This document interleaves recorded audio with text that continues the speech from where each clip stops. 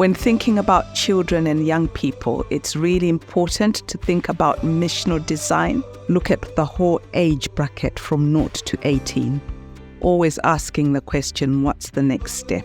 So if you're starting a baby and toddler group, for example, that's a great beginning, but it's good to think, what might the next step be? Here at St. John's, the next step would be praise talks, for example. Beyond that, our all-age service. Beyond that, children's church. Beyond that, our youth program. So missional design and intentionality, really important if you want to see your church grow younger. We have a pathway for discipleship for our children and for young people. And young people might be asking, what next? Well, they've got their young people's service on a Sunday evening, but they are also invited to serve in various ways. So we've got young people on team, in our AV team, our worship team, refreshments. Some of them serve at children's church. So all sorts of ways of growing their discipleship, not just as people who belong and are done to, but people who serve. And part of that menu includes leading services as well as preaching. So we're really intentional about asking what next for the whole cohort, but also asking what next about individual children so that we grow them as leaders as well. And accompanying all of this is all our engagements in the community. So we have a local school. It's not a Church of England school, but we partner with them.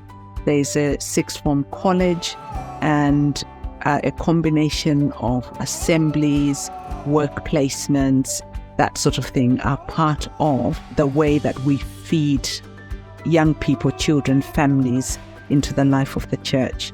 At St. John's, we understand our presence here to be about learning to love God, love one another, and love our community.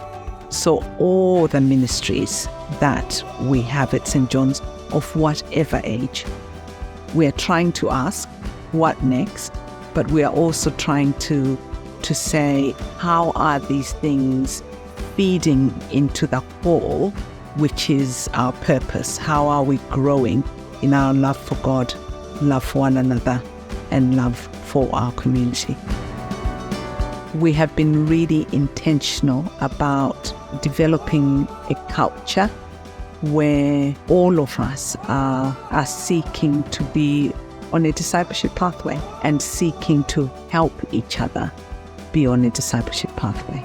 Everything that we do as a church is networked and interconnected and feeding into the whole.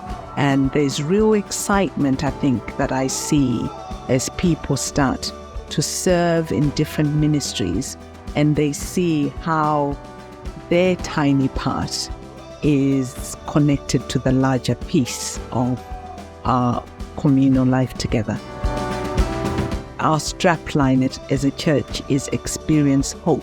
So in all our community partnerships, we are inviting people to be agents of hope, but we are also inviting them to come and experience hope here.